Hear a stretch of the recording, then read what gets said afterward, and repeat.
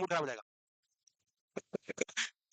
Sleep का मतलब है artificially induced state of unconsciousness और रिवर्सिबल स्टेट। क्या है? रिवर्सिबल चेंजेस इन कॉन्शियसनेस बोल सकते हो। क्या बोल सकते हो? Reversible changes in consciousness. और it's a normal physiological process. Normal physiological, simple sleep का मीनिंग लिखो। स्लीप का मतलब होता है normal physiological, physiological reversible change in consciousness, change in consciousness. Reversible ही है ना, एक बार सोया तो हमेशा के लिए थोड़ी सोएगा, जगोगे ना वापस। Normal physiological changes in consciousness है और वो रिवर्सिबल है। रिवर्सिबल का मतलब है कुछ घंटे बाद जगोगे ही जगोगे। हाँ, कोई कुंभकर्ण जैसा हो, वैसा आजकल रहे नहीं है, फोन आ जाएंगे, कहाँ हो, तुमने नहीं उठा रहे मतलब तुम्हारे दोस्त को आएगा, पड़ोसी को कर देंगे, है कहाँ हो, पता करके आओ जरा कहाँ है? चलो ठीक है, ये लिखा हुआ है, मैं फालतू ही थकता रहता हूँ। स्लीप क्या है? Physiological reversible reduction of conscious awareness है और रिवर्सिबल चेंजेस इन कॉन्शियसनेस है। अगर स्लीप डिसऑर्डर के टाइप्स की बात करें तो डिसोम्निया, डिसोम्निया में हम देखेंगे इनसोम्निया एंड हाइपरसोम्निया। और डिसोम्निया का मतलब क्या है कि डिफिकल्टी इन और disturbance in quality timing of sleep, quality duration और टाइमिंग ऑफ स्लीप, इसमें देखना पड़ेगा। इनसोम्निया का मतलब समझते हो? Not able to maintain continuity of sleep. या फिर इनिशियल इंसोम्निया में क्या होगा? जब लेटा है तो नींद नहीं आएगी। मिडिल इंसोम्निया में क्या होगा? बार बार जगेगा। और अर्ली इंसोम्निया का मतलब है अर्ली मॉर्निंग अवेकनिंग। हाइपरसोम्निया का मतलब क्या है? एक्सेसिव स्लीपीनेस है। इसके अलावा स्लीप वेक साइकिल जो होगा उसके डिसऑर्डर देखेंगे कि कौन सी स्टेज में कौन सा आता है। पैरासोम्निया क्या है? कि abnormal events during sleep, abnormal activity और इवेंट्स ड्यूरिंग स्लीप, उसको हम पैरासोम्निया में देखेंगे। तो लिखो फिर वन बाय वन देखेंगे। डिसोम्निया अमाउंट, क्वालिटी और ड्यूरेशन का चेंजेस या टाइमिंग का चेंजेस है, जिसमें इनसोम्निया, हाइपरसोम्निया और स्लीप वेक साइकिल के डिसऑर्डर्स देखे जाएंगे। वहीं जो पैरासोम्निया है वो एबनॉर्मल एक्टिविटी ड्यूरिंग स्लीप है, जैसे कि कोई नींद में दांत की आवाज करता है, कोई नींद में बोलता है? ये सब सोमनोलोकी, ब्रुक्सिज्म, सोमना एम्बुलिज्म, ये सब क्या कहलाएंगे? पैरासोम्नियाज कहलाएंगे।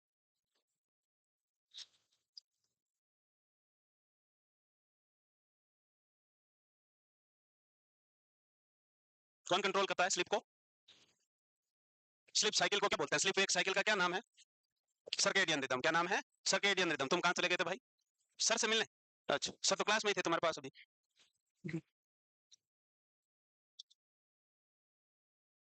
और कौन सा हार्मोन रेगुलेट करता है? मेलेनिन या मेलेटोनिन? मेलेनिन क्या करता है बेटा? है?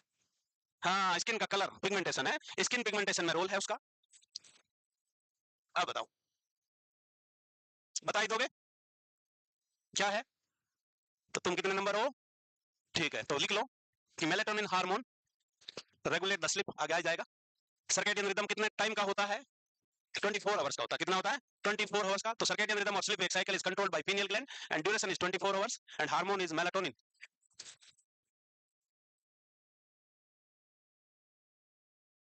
स्लिप वेक साइकिल, जिसको हम सर्केडियन रिदम बोल सकते हैं, सर्केडियन साइकिल बोल सकते हैं, स्लिप साइकिल बोल सकते हैं, और ये 24 घंटे का माना जाता है, जिसमें 12 घंटे दिन और 12 घंटे रात है।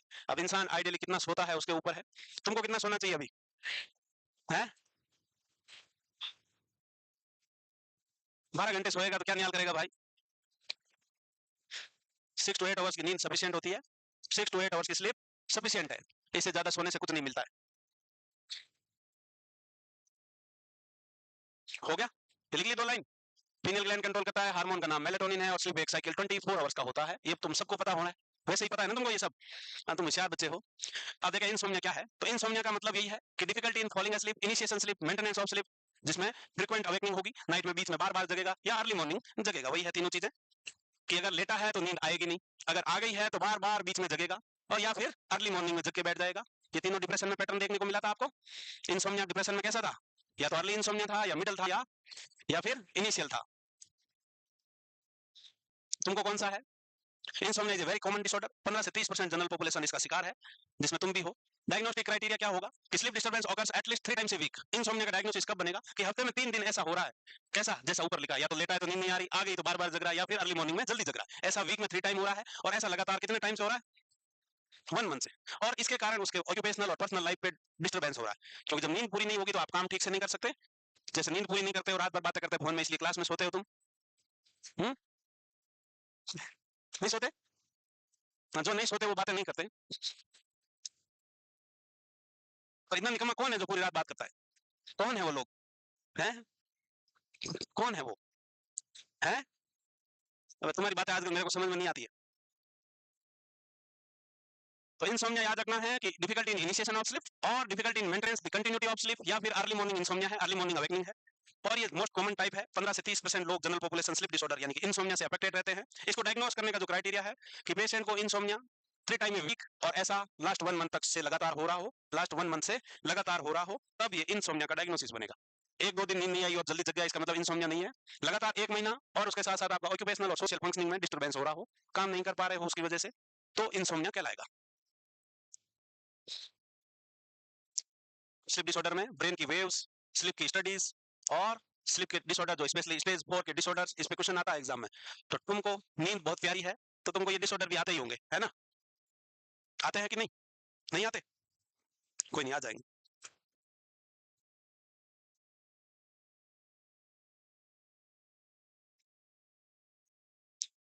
तो इंसोम्निया का मीनिंग याद हो गया क्या भाई पहलवान पीछे?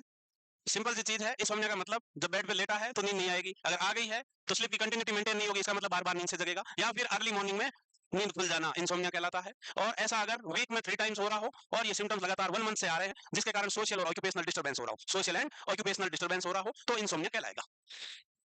कॉज क्या हो सकते हैं तुमको भी पता है कॉज, या तो कोई क्रॉनिक बीमारी होगी, दर्द होगा, टेंशन होगी, ड्रग अब्यूज होगा, कोई मेडिकल क्रॉनिक इलनेस हो, या अल्कोहल और ड्रग यूज कर रहा हो, या साइकेट्रिक डिसऑर्डर हो, मेनिया हो, डिप्रेशन हो, या अदर कंडीशन हो जिसमें भी स्लीप डिसऑर्डर है। आपने पढ़ा मेनिया वाले को सोने का वक्त नहीं है, जरूरत नहीं है, सोने की जरूरत महसूस नहीं करता।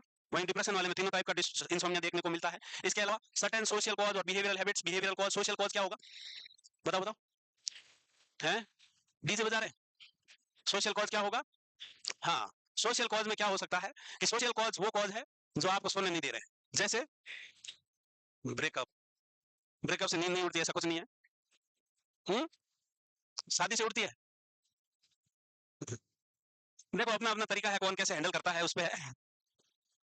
तुम चूहे बन के रहोगे तो तुम्हें चैन की नींद भी मिल सकती है, और तुम अगर ज्यादा उड़ने की कोशिश करोगे तो तुम्हारी नींद हराम भी हो सकती है। सोशल कॉज यही है भाई कि excessive noise, excessive noise, excessive noise. कोई डीजे बजा रहा है, तुम सो ही नहीं पा रहे हो, रोज म्यूजिक, बहुत हल्ला, फैक्ट्री का हल्ला, व्हीकल का हल्ला है। इसके अलावा जो नींद के डिसऑर्डर्स है, एक पीरियोडिक लिम्ब मूवमेंट है और एक रेस्टलेस लेग सिंड्रोम है। यहाँ लगातार लेग्स के मूवमेंट्स होते हैं, और रेस्टलेस लेग सिंड्रोम को जिसको हम इकबॉम सिंड्रोम बोलते हैं और डिल्यूशनल पैरासाइटोसिस बोलते हैं। यहाँ पेशेंट को ऐसा लगता है बार बार कि उसके पैर पे क्या चल रहा है? इंसेक्ट क्राउलिंग, इंसेक्ट क्राउलिंग, कीड़े चल रहे हैं, कीड़े। तो इसमें इंसान बार बार नींद से जगेगा और इतनी स्ट्रॉन्ग डिजायर होगी कि वो उठ के खड़ा होकर इधर उधर टहले।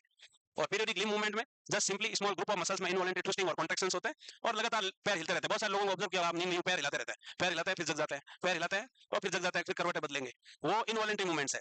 हाथ हिलाते हैं, मैं अब मैं सोया हुआ नहीं हूं, मैं हिला दूं पैर?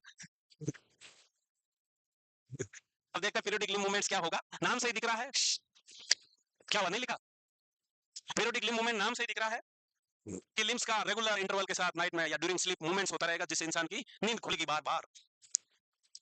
इंसान, एक ड्रग आती है एमडी, जिसको पता है तुमको, नाम मिथाम्फेटामाइन है। एमडी खाने वाले लोग तुमने देखा भी होगा और कईयों ने खाई भी होगी। इससे क्या होगा? दिमाग जगा रहता है, नींद की कोई जरूरत महसूस नहीं होती, ब्रेन एकदम एक्टिव अलर्ट रहता है, वो पूरी रात बैठा रह सकता है, भूख भी नहीं लगेगी, नींद भी नहीं आएगी। तो भूख नींद कोई जरूरत नहीं है, क्योंकि दिमाग एकदम अलर्ट है, उसको एनर्जी ड्रग से मिली हुई है, तो नींद की भी जरूरत नहीं है। तो ये ड्रग अल्कोहल, एक्सेसिव अल्कोहलिज्म के कारण भी नींद में डिस्टर्बेंस आता है। बार बार बीच बीच में नींद खुलेगी, या तो पेट में गुड़गुड़ होगी, पेट एब्डोमिनल फुलनेस जब होगी तो नींद नहीं आएगी, या फिर बार बार सुसु करने उठोगे क्योंकि पानी ज्यादा पिया है, तो नींद में डिस्टर्बेंस है, नींद में डिस्टर्बेंस होगा, या फिर पैर हिलाओगे। पीरियोडिक लिम्ब मूवमेंट से क्या समझ रहे हो कि सडन कॉन्ट्रैक्शन ऑफ मसल्स और ग्रुप ऑफ मसल्स, यूजुअली ये लेग्स में होगा while sleeping. The result in partial और complete awakening repeatedly in the night. जब रिपीटेडली लिम्ब मूवमेंट्स हो रहे हैं तो अपने आप नींद तो खुलेगी ही खुलेगी।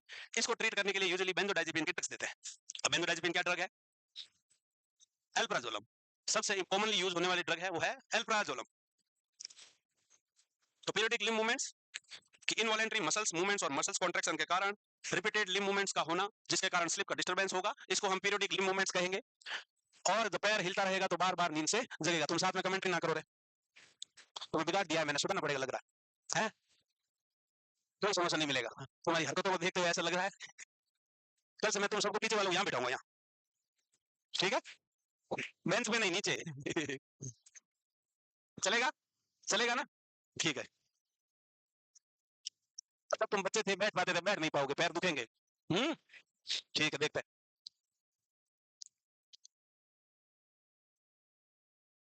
पीरियोडिक लिम्ब मूवमेंट्स नाम से दिख रहा है कि रिपीटेडली लेग का मूवमेंट, स्पेशली लोअर लिम्ब का movement due to involuntary muscular contraction during sleep, जिससे frequent awakening from the sleep होगा, डिस्टर्बेंस होगा। और इसको ट्रीट करने के लिए हम बेंजोडाइजेपिन ग्रुप की ड्रग देंगे, और बेंजोडाइजेपिन ग्रुप की ड्रग कॉमनली एल्प्राजोलम दी जाती है। हो गया? अरे हुआ? नहीं हुआ, नहीं, बाकी है। आज तुम्हारी स्पीड स्लो हो गई भाई वापस। हम्म, पूछना पड़ेगा रे। लिम्ब मूवमेंट क्या बेटा? अरे भाई इतनी लेग सिंड्रोम है। लिम्ब मूवमेंट्स का मतलब है रिपीटेडली लोअर लिम्ब का मूवमेंट ड्यूरिंग स्लीप, जिसके कारण नींद का डिस्टर्ब होना। दूसरा डिसऑर्डर रेस्टलेस लेग सिंड्रोम है। रेस्टलेस लेग सिंड्रोम को हम इकबॉम सिंड्रोम के नाम से जानते हैं। यहाँ uncomfortable sensation of insect crawling, uncomfortable sensation of insect crawling वाली फीलिंग आएगी, चींटियां चल रही है, कीड़े चल रहे हैं, ऐसी सेंसेशन बार बार आएगी। और ये सेंसेशन रिलीव कैसे होगी?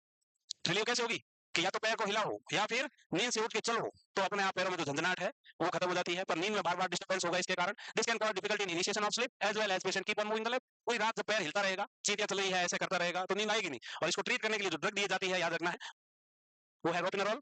क्या नाम है ड्रग का? रोपिनेरोल। और ये डोपामिन एगोनिस्ट है। तो रेस्टलेस लेग सिंड्रोम, जिसमें क्या होगा कि पेशेंट को इंसेक्ट क्राउलिंग वाली सेंसेशन आएगी। इसका दूसरा नाम इकबॉम सिंड्रोम है। दूसरे वर्ड में बोले तो डिल्यूजनल पैरासाइटोसिस भी बोलते हैं। क्या बोलते हैं इसको? डिल्यूजनल पैरासाइटोसिस, यानी कि पैरासाइट्स लग गए, कीड़े लग गए। क्या है पैरासाइट्स? क्या होता है? वर्म्स। पैरासाइट्स, वर्म्स, इंसेक्ट, ये सारे चीजों की सेंसेशन का फील होने को क्या बोलेंगे? बताया हुआ तुमको, टैक्टाइल हेलुसिनेशन में लिखा हुआ है कि फीलिंग और sensation of insect crawling is known as formication कहते हैं। क्या कहते हैं? फॉर्मिकेशन। क्या नाम है बेटा टैक्टाइल हेलुसिनेशन का दूसरा नाम क्या है? तुम बताओ, तुम लिख नहीं रहे हो ना, तुम बताओ। तुम बताओ या पड़ोसी बताएगी? बेटे बेटे बताओ, तुम बता बेटा। टैक्टाइल हेलुसिनेशन का दूसरा नाम? वे कैसे गधे हो गए हो यार? क्या नाम है? हाँ क्या बेटा? हाँ, तो हैप्टिक हेलुसिनेशन है। कौन पढ़ेगा इतना बेसिक चीज यार? और मेरा तो काम हो चुका है अब, मैंने सारा पढ़ पढ़ा लिया। क्या ही करते हो यार तुम? सीरियस हो जाओ बेटा, ये मजाक की बात नहीं है ना। अगर आपको टैक्टाइल हेलुसिनेशन का अदर नेम नहीं आ रहा है, इसका मतलब मामला बहुत ज्यादा गंभीर है। या तो आप पढ़ नहीं रहे हो बिल्कुल भी। अदर नेम में समझने की कोई चीज नहीं है, उसमें तुम वो डिफेंस मैकेनिज्म भी नहीं लगा सकते कि मुझे समझ में नहीं आया। अदर नेम है ना, क्या समझोगे उसमें? दूसरा नाम, नाम तो याद ही करना पड़ेगा। तो तुम्हारी हालात इतनी नाजुक क्यों होती जा रही है, इसका मामला समझ नहीं आ रहा मेरे को। इतना क्या लिख रहे हो रे? रेस्टलेस लेग सिंड्रोम, नाम से दिख रहा है रेस्टलेस है। क्यों होगा रेस्टलेसनेस? क्योंकि उसको फीलिंग आ रही है कि कीड़े चल रहे हैं, चींटियां चल रही है, इंसेक्ट क्राउलिंग हो रहा है। इसके कारण या तो पैर बार बार हिलाएगा या बार बार नींद से जग के ये सिम्टम को रिलीव करने के लिए उठ के खड़ा होकर चलेगा। नींद में डिस्टर्बेंस होगा फुल, और इसको ट्रीट करने के लिए जो ड्रग है वो रोपिनोरॉल है। इसके अलावा इंसोम्निया को ट्रीट करने के लिए हमको जो कॉज मिलेगा उसको ट्रीट करना है, रिलैक्सेशन टेक्निक सिखानी है, रेगुलर एक्सरसाइज बतानी है इवनिंग में। इसके अलावा सोने से पहले नींद के, अच्छी नींद के तरीके तुम सबको आते हैं ना? अच्छे नींद के तरीके क्या है? टी कॉफी कोला ऐसा वाला कैफीन वाला प्रोडक्ट नहीं लेंगे। इसके अलावा एक्सरसाइज करना है, सोने से पहले हैवी मील नहीं करना है, ज्यादा पानी नहीं पीना है, वरना रात को बार बार सुसु आएगा तो नींद जगेगी। इससे सारी चीजें यही है कि बेड टाइम से जस्ट बिफोर हैवी मील और वाटर को अवॉइड करेंगे। टी कॉफी कोला यानी कि कैफीन प्रोडक्ट को अवॉइड करना है, एल्कोहल को अवॉइड करेंगे, टोबैको को अवॉइड करेंगे, जो भी दिमाग को घुमाए अलर्ट रखे वो सारी चीज अवॉइड करनी है। इसके अलावा रिलैक्सेशन थेरेपी लेनी है। और अब रिलैक्सेशन टेक्निक्स क्या क्या होती है वो तुमको पता है कि नहीं? अब बताओ मुझे कौन कौन सी रिलैक्सेशन टेक्निक है? हाँ, deep breathing, yoga, meditation, hot shower, नींद, शाम को सोने से पहले वार्म मिल्क। वार्म मिल्क में क्या होता है? होशियार बच्चे हैं इसीलिए तुमको माफ कर दिया जाता है गलतियां, मेरे से ज्यादा हो रहे हो आजकल। पता नहीं, बोलता तो एक दो ही है, बाकी साथ साथ में राग मिला देते हैं। एक्सपर्ट बन चुके हैं राग में राग मिलाने के लिए। हो गए थे या नहीं हुए थे? नहीं हुए क्या भाई? नहीं हुए थे क्या? हो गए थे। इसके अलावा वही कैफीन इंटेक अवॉइड करना है, avoid watching TV and reading while in the bed. बिस्तर में बैठ के टीवी और फोन ज्यादा नहीं चलाना है। बैकअप वार्म मिल कंफर्टेबल एनवायरनमेंट, इसकी व्यवस्था हो तो खुद का हाथ तो पहुंचता नहीं है। बैकअप वार्म मिल कंफर्टेबल एनवायरनमेंट, अच्छा सा सॉफ्ट सा गद्दा। गर्मी हो तो एनवायरनमेंट का टेम्परेचर आइडियली 22 से 24 डिग्री हो, वो तो एसी से ही हो पाएगा, कूलर भी कर देता है वैसे। हम्म तो सारा कंफर्ट बहुत जरूरी है। डिम लाइट, वार्म मिल्क में होता क्या है वो भी देख लो, ट्रिप्टोफैन होता है और ये सेरोटोनिन का लेवल मेंटेन करता है जो स्लीप को इंड्यूस करने में हेल्प करता है। दूध तो पी सकते हो एक कप, इतने पैसा तो है ही तुम्हारे पास, नहीं है? अच्छा गम कैसे करोगे? यूं। पर वैसे स्टूडेंट को नींद ना आए तो भी ठीक है, 6-8 महीने नहीं सोओगे तो ऐसा कुछ नहीं होगा, जितनी आ रही है उतनी बहुत है। स्टूडेंट टाइम में ज्यादा नींद पे फोकस नहीं करना है भाई। तू कितना सो रहे हो आजकल? ज्यादा सो रहे हो? ज्यादा नहीं सोना चाहिए भाई, दिन में सोना बिल्कुल अवॉइड करना चाहिए। 15 to 30 मिनट्स का एक ओनली पावर नैप ले सकते हो, खाना खाने के बाद पसर सकते हो, ओनली 15 से 30 मिनट, इससे ज्यादा नहीं। और धीरे धीरे ये प्रैक्टिस करोगे तो ऑटोमेटिक 15 से 30 मिनट बाद जगने चालू हो जाओगे खुद ही। मैं बिना अलार्म इतने सालों से मॉर्निंग 5:30 में जग जाता हूँ, कोई अलार्म की जरूरत नहीं है। पर मैं 10:30 से पहले सो जाता हूँ। तो इतनी नींद तो चाहिए ना भाई, 10:30 से पहले पहले सो ही जाऊंगा किसी भी हाल में। हुँ? सोना जरूरी है रे? दिन में नहीं सोता भाई मैं। हो गया? तो सारे तरीके अपना लेने हैं नींद अच्छी करने के लिए। कैसे? कि कंफर्टेबल एनवायरनमेंट, पानी को अवॉइड करेंगे, हैवी मील को अवॉइड करेंगे, हल्ला गुल्ला चिल्लम चिल्ली नहीं होना चाहिए, एकदम कूल काम एनवायरनमेंट होना चाहिए, लो एनवायरमेंटल स्टिमुलाई होने चाहिए। इसके अलावा वार्म मिल्क हेल्प कर सकता है, रिलैक्सेशन टेक्निक हेल्प कर सकती है। इलेक्ट्रॉनिक मीडिया को अवॉइड करना है just before the bed time, just before the bed time. तुम तो बेड पे पसरे पसरे रीलें देख रहोगे तो रीलें आती रहेगी, और ब्राइट लाइट से माइंड स्टिमुलेट रहता है तो नींद इनिशिएट करने में टाइम लगता है। तो सोने से आधा घंटे पहले एटलीस्ट फोन को रख देना चाहिए। क्या हुआ, दूध गर्म नहीं हुआ, वार्म ही करना है, पूरा उबालने की जरूरत नहीं, वार्म मिल्क हो गया। तो कौन बोला सर नहीं हुआ। अब दूसरा डिसऑर्डर है हाइपरसोम्निया, नाम से दिख रहा है देखो हाइपरसोम्निया। हाइपरसोम्निया का मतलब क्या है, एक्सेसिव स्लीपीनेस और एक्सेसिव सोमनोलेंस, एक्सेसिव स्लीपीनेस और एक्सेसिव सोमनोलेंस है। और हाइपरसोम्निया जरूरी नहीं है ओनली डे टाइम स्लीपीनेस हो, hypersomnia can be either in day time और either in night time. Excessive sleepiness कभी भी हो सकता है, तो जरूरी नहीं है डे टाइम में ही हो, पर रात में तो जनरली सारे लोग सोते ही है, इसलिए अगर दिन में ज्यादा सो रहा है तो इन जनरल टर्म्स बोल सकते हो एक्सेसिव डे टाइम स्लीपीनेस है, क्योंकि रात में तो सारे सो ही रहे हो। और क्या हो सकते हैं, तो इसका कॉज होगा narcolepsy, sleep apnea, Kleine Levin syndrome. ये तीन बड़े फैक्टर है, इनको हम वन बाय वन देखेंगे। नार्कोलेप्सी का मतलब तुमको पता है क्या है, sudden excessive day time sleepiness due to sudden loss of muscle tone, due to sudden loss of muscle tone. अब तुमको दो चीज याद रखनी है कि सोमनोलेंस और नार्कोलेप्सी में फर्क क्या है, क्या कोई फर्क है क्या कुछ। Narcolepsy is particularly day time sleepiness है, वही सोमनोलेंस जो है वो कभी भी हो सकती है। स्ट्रॉन्ग डिजायर और अर्ज फॉर स्लीप, सोमनोलेंस का सिंपल मीनिंग होता है स्ट्रॉन्ग अर्ज और डिजायर टू स्लीप, स्ट्रॉन्ग अर्ज और डिजायर टू स्लीप, रोक नहीं पाना, बहुत भयंकर टाइप की नींद का आना, क्या कहलाता है, सोमनोलेंस। और सोमनोलेंस 24 आवर्स में कोई भी टाइम हो सकता है, नाइट टाइम का नहीं है, डे टाइम का नहीं है, पर्टिकुलर कुछ नहीं है। वहीं जो नार्कोलेप्सी है वो particularly excessive day time sleepiness है, एक्सेसिव डे टाइम स्लीपीनेस। और एक्सेसिव स्लीपीनेस को ही हम हाइपरसोम्निया बोलेंगे, क्या बोलेंगे, हाइपरसोम्निया बोल सकते हो या हाइपरसोम्नोलेंस बोल सकते हो, दोनों एक ही वर्ड है। स्लीप एपनिया ये क्या है, ये जो लोग मोटे होते हैं, शॉर्ट हाइटेड होते हैं, गर्दन छोटी होती है, वो जो बीच बीच में नींद में बार बार एयर हंगर हो जाता है, गाड़ी में एयर लेना तेल खत्म हो जाता है, कैसे करती है ऐसे, वैसे ये नींद में खर्राटे लेगा। सुना होगा ट्रेन में बहुत अच्छे सुनाई देता है, रात में जब नींद आ रही होती है तो कोई मोटू पेट वाला लेटा होगा, सीधा लेट गया गलती से, अब वो सो होगा और फिर ऐसे झटके खाएगा यूं करके और फिर जगेगा और करवट लेगा, ऐसा ट्रेन में बहुत जोर से सुनाई दिए रात को खर्राटे। मेरे को, मैं 8 साल दिल्ली से आया है ना भाई साहब, कई बार तो सामने वाली सीट में होता था, पूरी रात नींद का कलर हो जाता था, ईयरफोन लगा के गाने चलाता था, पर नींद नहीं आएगी ना फिर मुझे भी, पर ऐसा हालात है। तो वो स्लीप अपनिया है, शॉर्ट नेक, ओबेसिटी और टंग फॉल के कारण होता है मेनली ये, शॉर्ट नेक, ओबेसिटी और टंग फॉलिंग के कारण होता है। सुपाइन पोजीशन में ज्यादा होगा, साइड लाइन पोजीशन लोगे तो टंग बैकवर्ड फॉल नहीं होगी, एयर में ऑब्स्ट्रक्ट नहीं होगा, तो स्लीप अपनिया नहीं होता और खर्राटे कम आते हैं। वहीं तो क्लेन लेविन सिंड्रोम है, इसको हम स्लीप ब्यूटी कहते हैं, क्या कहते हैं, स्लीप ब्यूटी। इसमें तीन क्लासिकल सिम्टम है, hypersomnia, hyperphagia and hypersexuality. Hypersexuality आगे आएगा। अब देखें नार्कोलेप्सी क्या है, तो narcolepsy is excessive day time sleepiness characterized by following symptoms.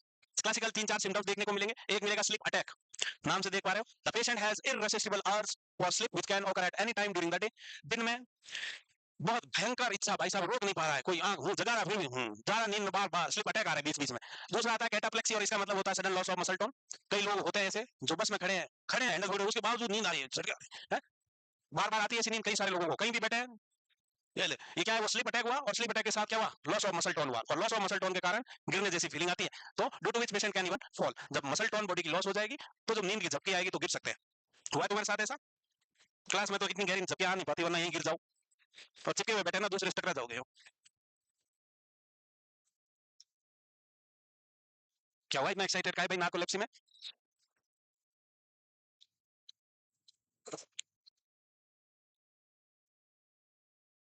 कोई स्लिप अटैक में नहीं चला गया उधर पीछे, ठीक है sir.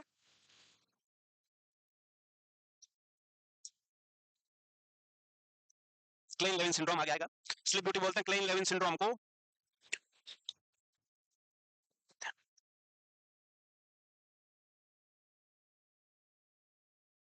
So the narcolepsy is excessive day time sleepiness characterized by sleep attack, जिसमें स्ट्रॉन्ग डिजायर और अर्ज टू स्लीप है, कंट्रोल नहीं कर पाएगा, रोक नहीं पाएगा।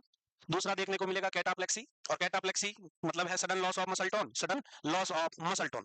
कैटालेप्सी क्या है, बताओ बेटा कैटालेप्सी क्या है, तुम बताओ भाई, आज खंबे के पास वाले दो दो बालक ऐसे क्या कहते हो, तुम बहुत पुराने, तुमको पता है ये सब, बताओ कैटालेप्सी क्या है। ये तो प्लेक्सी है, कैटालेप्सी क्या है, catalepsy is patient is constantly maintaining position for long period of time. ये है वैक्सी फ्लेक्सिबिलिटी, क्या है, वैक्सी फ्लेक्सिबिलिटी। पढ़ नहीं रहे हो तुम लोग, दूसरे चक्करों में पड़े हुए हो, चक्कर 420 500 हो गया, तो वो लिख लिया स्लीप अटैक और कैटाप्लेक्सी। तीसरा सिम्टम्स हिप्नोगोगिक हैलुसिनेशंस, लिख लिया था हाँ या ना, यस, 2 वर्ड में 5 बार बोल बोल के बोर हो गया। और दूसरा जो है वो क्या है, कैटाप्लेक्सी। कैटाप्लेक्सी का मतलब है sudden loss of muscle tone. और जब बॉडी की मसल टोन का डिस्टर्बेंस और लॉस होता है, यानी कि मसल्स की पावर चली जाती है, रिलैक्स होगी मसल्स, इसका मतलब क्या है, गिरोगे। इसका मतलब गिरोगे। तीसरा हिप्नोगोगिक है, नाम से पता है हिप्नोगोगिक। हिप्नो यानी स्लीप और गोगिक यानी गोइंग टू स्लीप। तो जब बेड पे पसरे पड़े हो, गहरी नींद नहीं आई है, तो उस टाइम कुछ आवाजों का सुनाई देना। बेड पे जस्ट जाके लेटे हो और पसरे पड़े हो, नींद आ रही है जा रही है, ड्रिफ्टिंग इन एंड आउट हो रहा है, गहरी नींद की तरफ बढ़ रहे हो, तभी कुछ आवाज सुनाई देती है। वो खुद का नाम लेके आवाज हो सकती है या कोई और आवाज सुनाई देती है, वो हिप्नोगोगिक हेलुसिनेशन कहलाएगा। दूसरा हिप्नोपोमिक हेलुसिनेशन है, ये मॉर्निंग में जब जग रहे होते हैं, गहरी नींद में नहीं होते, ऐसे ही बिस्तर पे पसरे पड़े हो, गहरी नींद नहीं है, घायल अवस्था में पड़े हुए हो, उस समय कुछ आवाज सुनाई देती है, रामलाल उठ जा रहे, क्या पड़ा हुआ है, हैं? ऐसी आवाज, कुछ भी आवाज हो सकती है, खुद के नाम की हो या अलग हो, इसको हम हिप्नोपोमिक हेलुसिनेशन कहेंगे। और स्लिप पैरालिसिस वही है जो मॉर्निंग में कंडीशन होती है। यहाँ हम नींद में भी नहीं है, गहरी नींद में, बट उसके बावजूद हम कोशिश करते हैं कि हाथ उठा के इधर रख ले, पर उठा के रख नहीं पाते। ऐसा हुआ है, यूं पड़े हैं पर इच्छा हाथ दबा हुआ है, पर ऐसा हो रहा है कि हाथ उठा ले पर उठ नहीं पाता, ये स्लिप पैरालिसिस है। ये क्या है, स्लिप पैरालिसिस कहलाता है। Usually occurs when the patient get up in the morning, तो he was woken up but he is not able to move his body. कसरे पड़े हैं बस, घायल अवस्था में, मसल्स बॉडी की पूरी रिलैक्स रहती है, इसलिए हाथ पैर हिलाने में दिक्कत आती है, बॉडी के पार्ट्स को मूवमेंट करना चाहते हैं but not able to move. तो नार्कोलेप्सी में 5 चीजें देख ली, 5 इंपॉर्टेंट कैरेक्टरिस्टिक्स है। नार्कोलेप्सी का मतलब एक्सेसिव डे टाइम स्लीपीनेस है, जिसमें हम स्लीप अटैक देखने को मिलेगा, जिसमें होगा क्या, स्ट्रॉन्ग अर्ज और डिजायर होगी सोने के लिए। दूसरा क्या था, कैटा कैटाप्लेक्सी, और कैटाप्लेक्सी का मतलब है sudden loss of muscle tone. फिर तीसरी चीज हिप्नोगोगिक है, ये हेलुसिनेशन है एक टाइप का, और ये जब कब होगा, जब हम जस्ट बेड पे गए हैं सोने के लिए, व्हाइल गोइंग टू स्लीप और व्हाइल फॉलिंग asleep। वहीं दूसरा हिप्नोपोमिक हेलुसिनेशन है, ये मॉर्निंग में वेकिंग टाइम पे होगा, अवेकनिंग टाइम पे हेलुसिनेशन का होना।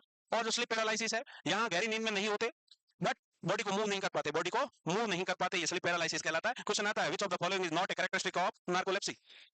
तो तुमको ये 5 चीजें याद रखनी होगी। क्या क्या था, स्लीप अटैक, दूसरा कैटाप्लेक्सी, हिप्नोगोगिक, हिप्नोपोमिक एंड स्लीप पैरालिसिस। लिख लिया क्या, नहीं?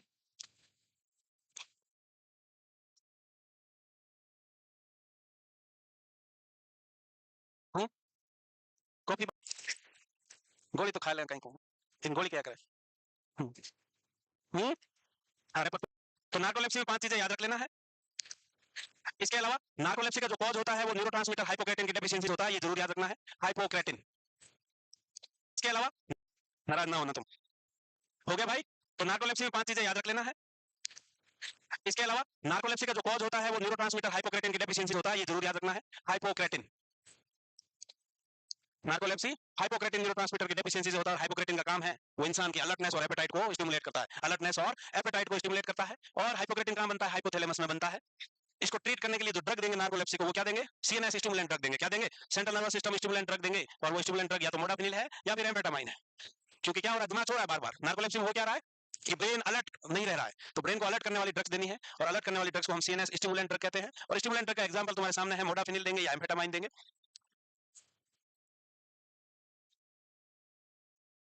Narcolepsy, excessive daytime sleepiness, characterized by 5 important symptoms like sleep attack, sleep paralysis, hypnagogic hallucination, hypnopomic hallucination और कैटाप्लेक्सी। कैटाप्लेक्सी डेफिशिएंसी इसमें हाइपोक्रेटिन की होती है और ये हाइपोथैलेमस में प्रोड्यूस होता है।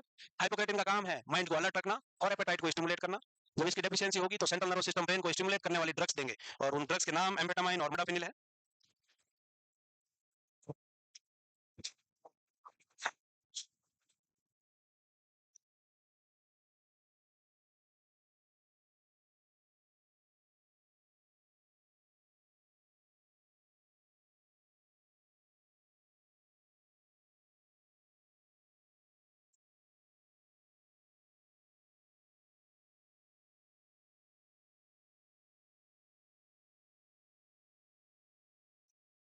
इंसोम्निया, जिसमें जब सोएगा तो नींद नहीं आएगी, मिडिल इंसोम्निया बार बार जगेगा, और अर्ली इंसोम्निया सुबह को जल्दी जगेगा। और ये सबसे कॉमन टाइप का डिसऑर्डर है, इसको ट्रीट करने के लिए बेंजोडाइजिपिन ड्रग्स देंगे। इसके अलावा रेस्टलेस लेग सिंड्रोम है, और एक क्या है, पीरियडिकल लिम्ब मूवमेंट डिसऑर्डर है, पीरियडिकल लिम्ब मूवमेंट डिसऑर्डर था। रेस्टलेस लेग सिंड्रोम को हम एकबॉम सिंड्रोम बोलते हैं। क्या बोलते हैं, एकबॉम सिंड्रोम, जिसमें इंसेक्ट क्राउलिंग जैसी सेंसेशन आ रही है। और सिम्टम कैसे रिलीव होंगे, तो सिम्टम या तो पैर के मूवमेंट से होंगे या फिर चलने से होंगे, या फिर कैसे होंगे, चलने से होंगे। वही नार्कोलेप्सी तुम्हारे सामने है, हाइपोक्रेटिन की डेफिशिएंसी है, ट्रीट करने के लिए मोडाफिनिल या एम्फेटामाइन ड्रग्स दे देंगे। स्लीप एपनिया वही है जो बताया था कि pause in breathing, sleep apnea is a sleep disorder in which pause in breathing or period of shallow breathing during sleep more often than normal। जब नींद में सो रहा हो तो रेस्पिरेशन का रुकना, बीच में रेस्पिरेशन में पॉज आना, स्लीप एपनिया कहलाता है।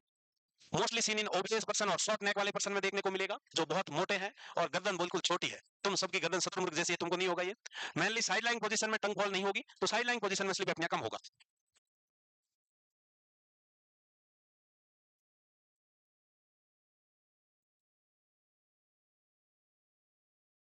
स्लिप एपनिया, एपनिया का मतलब समझते हो? डिफिकल्टी इन ब्रीथिंग या पॉज इन ब्रीथिंग है, पीरियोडिक ब्रीथिंग बोल सकते हो।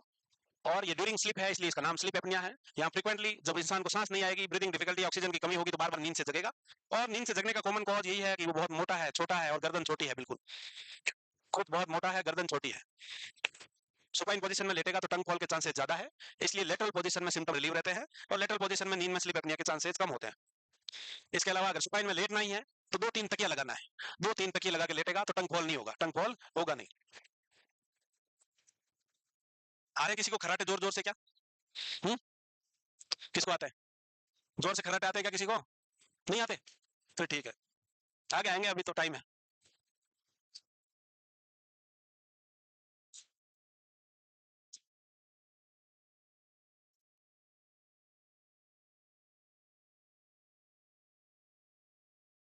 स्लिप, और अगर ऐसा हो रहा हो या ड्यूरिंग स्लिप पीरियोडिक ब्रीथिंग है, slip apnoea during slip periodic breathing है और पॉज बिटवीन ब्रीथिंग है, मेनली ओबेस और शॉर्ट नेक वालों को होगा। और अगर ऐसा हो रहा हो तो साइड लाइन पोजिशन और हेड एलिवेशन में सिम्टम रिलीव होते हैं, हेड एलिवेशन और साइड लाइन पोजिशन में सिम्टम्स रिलीव होंगे। अब आता है आपका क्लेन लेविन सिंड्रोम, जिसको हम स्लिप ब्यूटी सिंड्रोम नाम से जानते हैं। 3 क्लासिकल ट्राइड सिम्टम्स देखने को मिलेंगे, एक है हाइपरसोम्निया, दूसरा है हाइपरफेजिया और तीसरा है hypersexuality. Hypersexuality, excessive sleepiness. Hyperphagia का मतलब क्या है?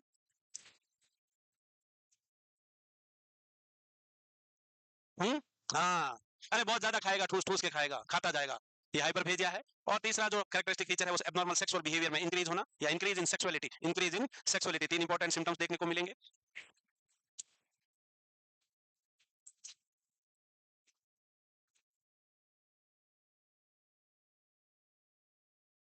तो sleep beauty syndrome, Kleine Levin syndrome is type of hypersomnia, जिसमें साथ साथ हाइपरसेक्सुअलिटी और हाइपरफेजिया होगा। और दूसरा नाम स्लिप ब्यूटी है। हाइपरफेजिया का मतलब है एक्सेसिव ईटिंग। लिख देता हूँ, कुछ लोगों को याद नहीं रहेगा क्योंकि उन्होंने अभी सुना ही नहीं, क्योंकि वो तो लिख रहे हैं, कान बंद है। जो लिखा होगा वो छाप लेंगे, जो सुना होगा वो अनसुना हो जाएगा। सुना हुआ सुना सुना लगेगा। हुँ? सुना सुना लगना चाहिए, बट लगता क्या है, सुना सुना लगने लगता है, क्योंकि सुनते नहीं है ना। कौन है अभी भी वो बच्चा जिसको हेल्यूसिनेशन का मीनिंग नहीं आता है कोई वो? अरे बेटा अकेले काहे चली गई उधर? डिप्रेशन में चली जाएगी, अकेली उदास हो जाएगी, चिंतन में भी लग रही है यूं हाथ रख के। हम्म? नाराज हो गए क्या सबसे? ठीक है सब? हाँ, हो गया। स्लिप वेक साइकिल में देखने को मिलेंगे हमको, देखो भाई साहब यहाँ स्लिप वेक साइकिल में हमको क्या देखने को मिलेंगे कि person is not able to sleep when he wish to, और at one other time he is able to sleep adequately. अब यहाँ समस्या क्या है, जब इंसान सोना चाह रहा है तब नींद नहीं आ रही, और बाकी टाइम नींद आ रही है। जैसे अब तुम रात में सोना चाह रहे हो, तुमको नींद नहीं आएगी। अब यहाँ क्लास में नींद सोना नहीं रहे हो, फिर भी नींद आ रही है, ये हालात है तुम्हारी। इसके कारण क्या है? इसके कारण यहाँ हो सकते हैं work in shift, night duties, कभी मॉर्निंग ड्यूटी आ रही है, कभी नाइट ड्यूटीज आ रही है, तो क्या होगा, सर्केडियन रिदम डिस्टर्ब हो जाता है, सर्केडियन रिदम डिस्टर्ब हो जाएगा, उसके कारण हो सकता है। या फिर अनयूजुअल स्लीप फेजेस है। अनयूजुअल स्लीप फेजेस का मतलब क्या है? स्लीप फेजेस में एबनॉर्मलिटीज है, जो आगे पढ़ेंगे अपन फेजेस ऑफ स्लीप साइकिल, उसमें एबनॉर्मलिटी हो। या फिर जेट लैग है, जेट लैग को हम डीसिंक्रोसिस बोलते हैं। और जेट लैग का मतलब क्या है? इंटरनेशनल फ्लाइट जो 4-5 कंट्री से होकर आती है, अलग अलग टाइमिंग पे होता है, उनका टाइमिंग अलग अलग होता है। जो लॉन्ग फ्लाइट है 12 घंटे से ज्यादा की, 24 घंटे लग रहे हैं, फ्लाइट में ही है, अलग कंट्री था, अभी वहां था ऑस्ट्रेलिया में, वहां टाइम अलग था, थोड़ी देर बाद आगे आया, अलग टाइम हुआ, फिर इंडिया में आया, उतरा, अलग टाइम है। तो क्या हुआ, माइंड को और बॉडी को एडजस्ट करने में टाइम लगता है, इसी को जेट लैग बोलते हैं। क्या बोलते हैं? Jet lag. कि अलग अलग जियोग्राफिकल लोकेशन से जब फ्लाइट से आते हैं, वहां का टाइमिंग अलग है, एनवायरमेंट अलग है, तो माइंड और बॉडी को एडजस्ट होने में वक्त लगता है। तो जैसे ही वो फ्लाइट से उतरता है, उस एनवायरमेंट से एडजस्ट करने में वक्त लगता है, जिसके कारण इंसान की स्लिप में डिस्टर्बेंस देखने को मिलता है, स्लिप में डिस्टर्बेंस देखने को मिलता है। इसके अलावा 2 अनयूजुअल स्लिप फेजेस में वो बताते हैं कि 2 फेजेस होती है, एक होती है ऑल्स और एक होते हैं लक्स। तुम कौन से हो बताओ? एक है ऑल्स, एक है लक्स। ऑल्स कैसे होता है? उल्लू। उल्लू क्या करता है? उल्लू रात में जागता है, तो they are unable to sleep early, जल्दी नींद नहीं आएगी उनको। स्लीप लेट इन नाइट, सुबह को 3-4 बजे सोएंगे बातें करके टोना बाबू से, और उसके बाद 12 बजे तक दोपहर में पड़े मरेंगे पसरे हुए। Get up late in the morning, ये उल्लू है। दूसरा है लर्क। लर्क कौन होती है? एक चिड़िया है, जो सुबह 5 बजे चक चक चक करनी शुरू हो जाती है, वो लक्स है। और शाम होते ही, अभी जैसे ही सूरज ढल गया मतलब अंधेरा हो गया, अंधेरा होते ही चुपचाप, कहीं घोंसलों में दिखती नहीं है, चुपचाप एक जगह बैठ के सो जाएगी। तो कैसी है ये? कि वो जगह नहीं रह सकते, अंधेरा होते ही सो जाएंगे, और सुबह अर्ली, सुबह जल्दी जग के चक चक चक चक शुरू हो जाएंगे, 5 बजे से चहचहाना शुरू है। तो ये लक्स है, और वो ऑल्स है। ऑल्स वो है जो रात में लेट तक जगते हैं और सुबह लेट उठते हैं, वहीं जो लक्स है वो शाम होते ही सो जाएंगे और अर्ली मॉर्निंग उठेंगे, अर्ली मॉर्निंग जगेंगे। तो तुम्हारे साइकिल कौन सा है इसमें से, उल्लू वाला?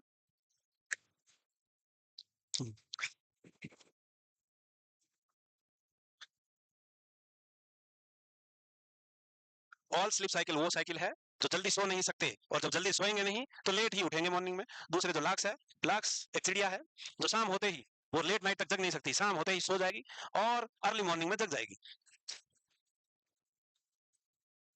वैसे हेल्दी ये है चिड़िया बनना, लाक्स स्लीपिंग पैटर्न हेल्दी है, उल्लू वाला खराब है। सारे फैक्टर में ही खराब है। जो जितना जल्दी जगेगा वो उतना आगे बढ़ेगा। क्यों? क्योंकि जो इंसान ऑल है वो 12 बजे तक तो सो रहा है, और जो लक्स है वो क्या है, वो सुबह 4 बजे या 5 बजे तो उठ गया है, मतलब उससे ऑलरेडी कितने घंटे पहले उठ गया है उस दिन में। तो वो उस दिन में उससे कितना आगे हो सकता है, इतने घंटों में वो कितना कीमती काम कर सकता है। तो ध्यान रखना है, जो नॉर्मल सिस्टम बना है ना रात में सोना है, ये नहीं कि मैं तो दिन में सोऊंगी और रात भर जाग के पढ़ूंगी, ये अनहेल्दी है। ये खिलवाड़ कर रहे हो तुम, नेचर के साथ खिलवाड़ कर रहे हो, ये अनहेल्दी है।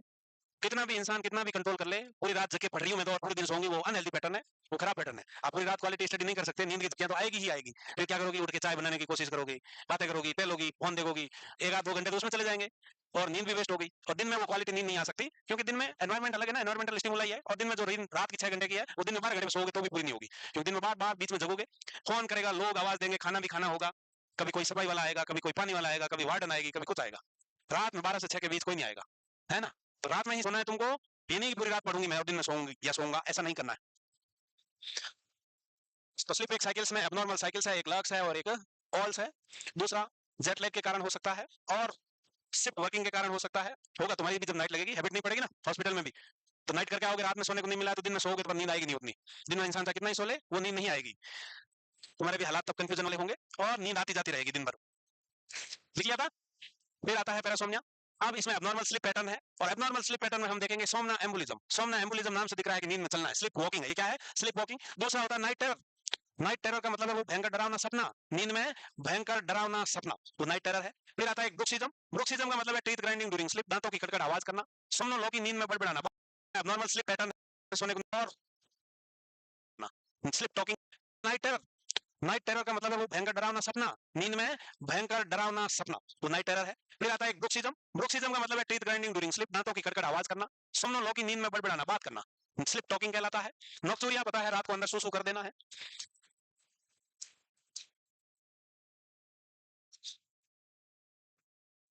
तुमको कौन सा है, तुमको सुसु वाला ही है भाई? नहीं है, ये मेनली चाइल्डहुड के डिसऑर्डर्स होते हैं। पैरासोम्नियाज मेनली चाइल्डहुड में ही होते हैं, एडल्ट में बहुत रेयर होते हैं।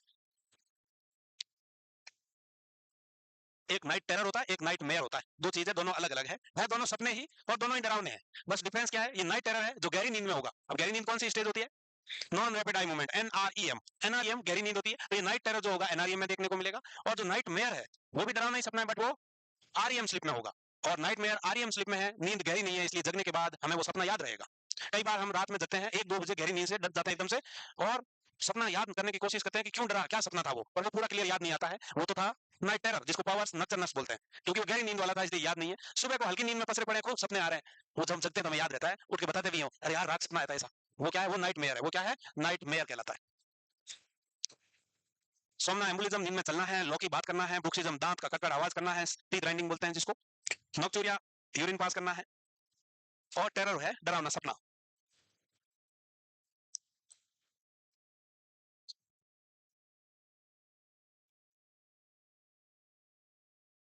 तुमको आते क्या डरावने सपने?